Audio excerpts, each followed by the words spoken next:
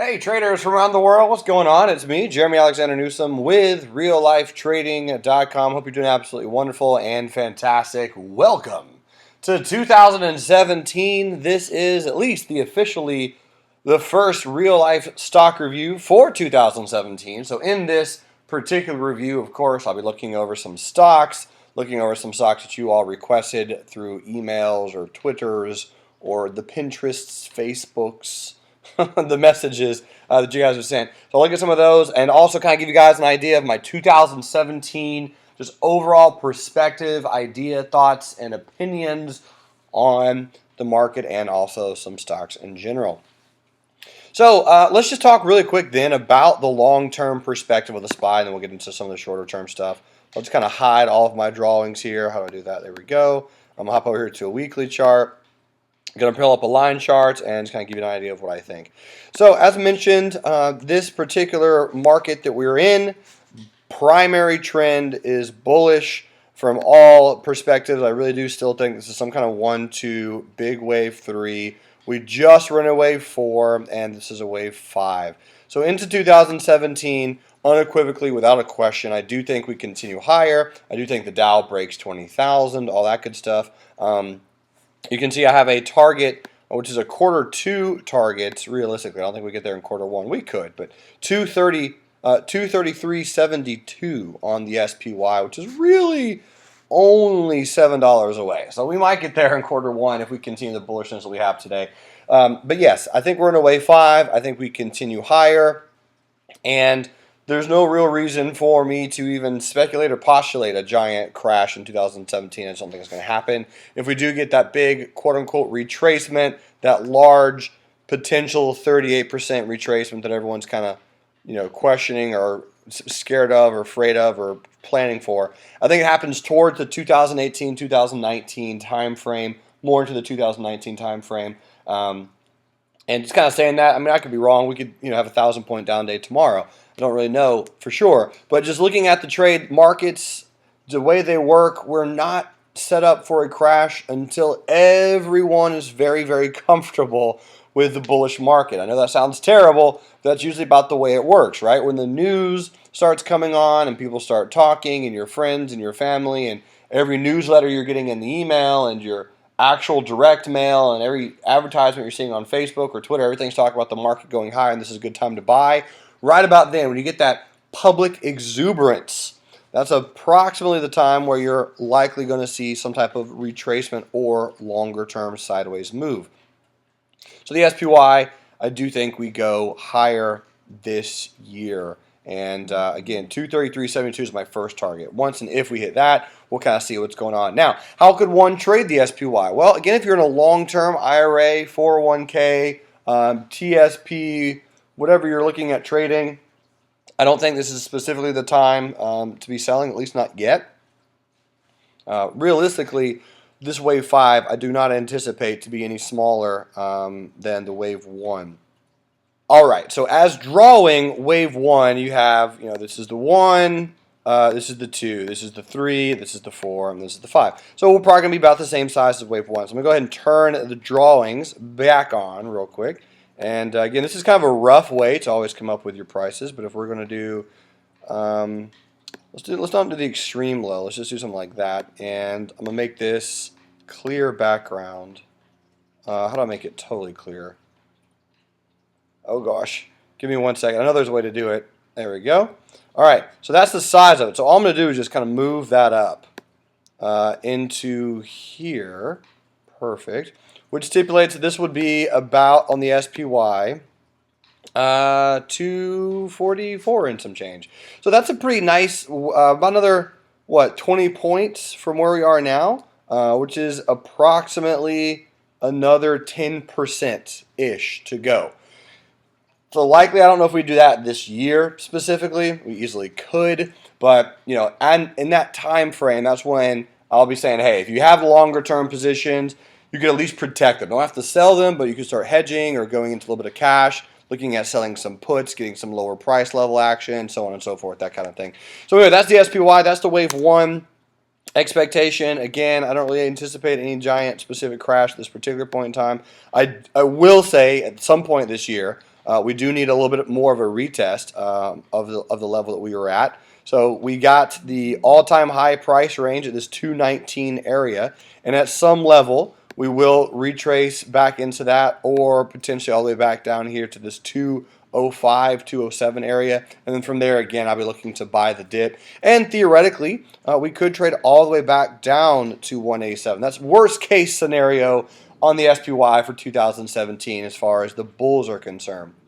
Now again, if that actually does happen, which it could, then as it trades down to that 187, I'll still be looking to buy the dip down there. This long-term strong trend line that I have here, this drawing, that's where we likely could trade back down to. So if 2017 is a little bit more bearish, and then 2018 is the bullish year, we get something like this, which will also be kind of shocking. But either way, I still think we go higher. I think the 244, 250 area on SPY does make a lot of sense. And then from there, we'll likely get some slowdown and some rest as as Trump is really in the middle of his presidency term.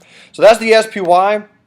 Very similar to the other indices, right? If you got the IWM or the Dow or the Qs, as one goes, the all will kind of go. So here's the Russell 2000. Here's your weekly chart, again, at all-time highs. Never been higher. And we're breaking out very strong resistance level. We will this year pull back into this 129 to 126.25 price range, and from there potentially bounce more than likely. And I'm just kind of waiting for that. So it doesn't have to happen this week or this month. It could, but as far as the bearish time frame, I thought January was going to be a little bit more bearish, and I was kind of prepping for that slightly. But then as of yesterday, it turns out that that's likely not going to be the case, as the first trading day of 2017 was relatively bullish, and then today is also continuing a little bit higher. So we'll see what kind of transpires in the month of January. But the IWM, all-time highs. Here's the Qs. The Qs, all-time high area is 120.50. And again, this is a weekly chart, and we have broken through that. So we have technically made a new all-time high on the Qs, 121.52. And this week we'll kind of continue to see if we kind of slowly meander our way higher from there. And then, of course, here's the Dow Jones ETF, the DIA, and this is a weekly chart, very, very small. You can see this really tiny stair-step pattern on a weekly time frame after this very, very strong bullish move, which would indicate that we could likely trade higher, unless we don't, right? Unless there's some kind of crazy bearish news that comes out, that's totally fine. I'm going to anticipate that we will, I still do think this, at some point in 2017, trade back down to these levels. To retest the all-time high breakout. So when that happens will be a guess for me. If it doesn't happen in the first two quarters, I'm going to assume it's going to happen sometime in August, September, October time frame, just like it did this year when we got that pullback and then the bounce on the broader markets. Let's go look at some stocks. Here's Apple, ticker symbol AAPL. And Apple, I do have a target, this pink line. I have a wager also on this one that Apple will hit $150 this year, actually before September of 2017. Is that going to happen? Probably not, but I like to make wagers anyway. We'll see. We'll find out. I can say that if this 120 covered call on Apple expires this Friday, that I likely will consider doing another one over earnings, but I'll do a 130, probably February week 1 or maybe regular February, just depending on how much premium I get. But with Apple, let me just hide all the drawings here again, turn on the long-term moving averages for you. And again, this is a weekly chart. So you can see that we have bounced off the 200 simple moving average before with what kind of appeared to be a double bottom. Yum, yum, yum, yum. Right? We did that. We broke above the 100 simple, kind of broke through it, meandered our way, and ironically enough, this meandering took place all the way into January, into late February, early April, late February, early April. You guys get what I'm saying. April 2014, and then we really broke higher and had that strong, strong wave. Is that going to happen again? Well, you can see some similarities, right? Double bottom off the 200. That's where Warren Buffett got in. You got this meandering, blah, blah, blah, blah, breaking through the 100. Now we're kind of trading sideways. So if we do something like this for the next 2 or 3 months and then continue higher, I think we could get a wave that's similar to this on Apple. So bottom line is I'm bullish to neutral on Apple going into 2017. I don't see any specific reason why we could go insanely bearish. saying that to say we could easily do this, and I still won't change my opinion from bearish on Apple. I'll just be bearish short term. But on the primary trend, which is really kind of what today is about, yeah, looks bullish overall out there. So Apple, kind of a buying the dip on a long-term opportunity. I will be having a weekly a continuation of the real-life stock reviews in 2017. Friday, I'll be doing the shorter-term perspective. Next week, Monday, Wednesday, Friday, just kind of get back into the groove. So the holiday season is over. The vacations are over. We're here. We're kicking butts. The market's open. We're excited. We're having a good time. The next market close is on Martin Luther King Day, which I think is 2 Mondays away from now. So not next Monday, but the Monday after that. From there, I mean, we're just going to be grooving 3 days a week for the real life stock review. So again, if you guys have any stocks you want to look at, just let me know. But that's Apple. Here's Amazon, AMZN. Again, this is a weekly time frame on Amazon. And Amazon, on a weekly chart, has had a huge bullish move in 2016. Very, very long. And we have retraced. A lot of volume came in on Amazon. So this could be an A, B, C wave on Amazon. And with all the positive news it had for the holidays, which was a lot, it didn't really do very much. So this pullback, if it happens, all right, keyword if, I'm looking to buy the dip. That dip could occur at 680, where we pull back to that support, previous all-time high right there. Or it could be the 100 simple moving average on a weekly chart. Now, it's all going to depend on this little triangle pattern that we're getting here on Amazon. This week is almost a perfect little doji. Here's the daily chart, and if I turn my lines on, I actually am keeping a very close eye on today's candle. We got a little bit of a bullish gap. Again, we broke out of this triangle on a daily slightly. Down in this particular range for a shorter term trade, bull put spread, credit spreads, whatever you're looking to do. Just keep in mind earnings coming up late January. Kind of hard to believe that earnings is already right around the corner. Man, it feels just like yesterday that we were trading earnings together as a team, but apparently that's just going to be right around the corner on Amazon. So that's what we got. That's what we see. That's what I have. So that's Amazon. Keep an eye on that one for a little bit of a bullish trade, but kind of bullish to non-directional below the 200. And then just watching short term right here, but longer term, going to see how this big triangle breaks out on Amazon. Here is, let's look at Google. Google today, ladies and gentlemen, keep your eyes on the prize here with Google for my traders with a larger account. Very simple. Double bottom. Retest the neckline. That's exactly what we drew here with this pink highlighter. That was my plan. Looking for it to pull back. I drew that on the 12th of December. The low of my retest that I drew here freehand was 805.11, and the low that we got on Friday was, I'm sorry, not 805.11. The low that I drew was 789.27, and the low that we got was 789.62. Bam! Holla at your boy on Google. So keep your eye on that one for a little bit of a bullish play for those who play Google. Long term, this is one of my favorite stocks long term. I love the company fundamentally, love everything they do. They pretty much control and own the internet. So on a longer term basis, I'm always kind of bullish on Google. Just buy the dip until something changes. Facebook, ticker symbol FB. A lot of traders looking at to go bullish on Facebook down here. Earnings, later this week. Later this week. I'm off today. Late January. I don't know what day it is or what time. It's Hawaii. It's Hawaii time. That's what time it is. So Justin Lindemann, great trade on Facebook. He bought some calls, I believe he said on Friday. Amy did really well on Facebook. Congrats, Amy. Dean Chance has a 115 put sale expiring this Friday. Adrian Lee has a 110 for January. So realistically, you just have a little bit of a support. You can see that this is the exact same price that we've bounced off of 3 or 4 times before on Facebook. You got these lower highs right here. So yeah, Facebook kind of a little bit of a triangle-ish looking thing on a weekly time frame. I still like this stock long term. Weekly so far, now it is only Wednesday, but you do have a new white soldier, one white soldier candle coming up here on Facebook, bouncing potentially off the 50 exponential moving average. So I like Facebook long term. I have for quite some time. I don't necessarily anticipate it to go much lower. Any big dip that it does get, I'll be looking to buy that dip.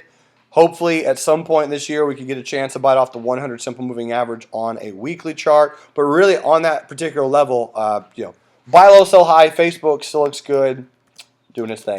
VRX expecting a slow, slippery slope to zero. on VRX potentially this year. Of course, it doesn't have to happen. But I will say this week, right, you had a really giant trade down from August to the end of the year. And that kind of trend for a bearish trend is kind of unsustainable. So yes, VRX, there's always a chance that you could get some kind of pop like this, and then maybe a rollover like that. That's always possible. So, for the short-term trade, if you're looking at playing bullish, just be cautious and careful. Probably, and usually it's better to trade with options because VRX can gap kind of unexpectedly from time to time. So if you trade an option and you have 100% of your risk on that option trade, and that's your R, right? That's the amount that you're comfortable losing on that particular trade. Then if some kind of random crazy gap does happen, it's not a brutally impactful bearish move or something if you're in calls. It's different if you're in stock, right? Because it can just, go much lower. So it's something to keep in mind if you are swing trading VRX. But yes, short term, it does look a little bit more bullish, kind of look a little bit of a double bottom here. So just keep that in mind. But overall, in this particular stock, I don't know if it's going to go to zero this year, if it goes bankrupt. I'm not entirely positive. But overall, just if you are trading it bullish, just be very, very careful. It's very speculative at this point, and just kind of move quickly on it.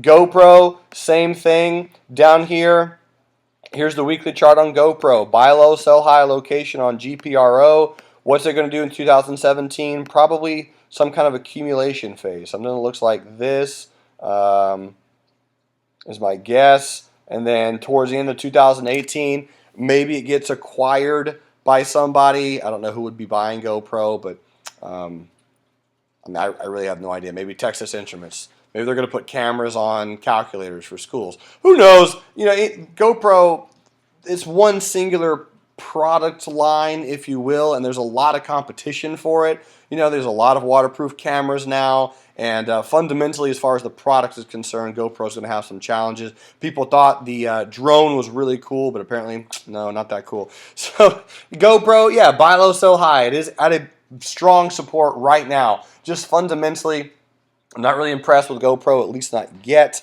So it's not a trade that I'd be looking to get into for years or anything, but on a shorter term level, you never know. Looks pretty decent. Here's British Petroleum. Love trading this stock. It's one of my favorite energy stocks, and my target for 2017 is approximately 44 and some change. I do think we get back up to these pretty comfortable levels. $40 is where we're going to get sooner than later. Been doing put sales, shares, covered calls on this one for a long, long time now. Really good resistance. You got a lot of white candles in a row. Here's what I'm looking for BP. There's a little bit of a pullback and then a dip buying opportunity into the 200 simple moving average on a weekly chart. But I do like this stock a lot on a long-term level. And as I do think oil and energies go higher in 2017, I think BP will also. XLE is battling, speaking of 200 simple on a weekly, that's exactly what it's battling with right now. So XLE, very, very strong resistance. I wouldn't be surprised if we got a little bit of a trade back down to the 100 and a bounce. But yes, I do think energies go higher into 2017 with the overall market as they pull back. Whenever the pullback does occur in 2017, whatever it looks like, it's going to be a pretty nice one. Here's FAS on a weekly chart. Very, very bullish. Nice little stair-step pattern right there. Huge bullish move. This is the financial ETF 3X.